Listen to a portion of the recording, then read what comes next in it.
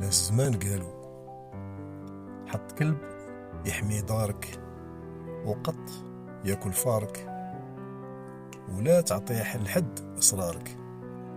ناس من لحمك ودمك بايعينك، ما تلومش اللي غير البارح عارفينك.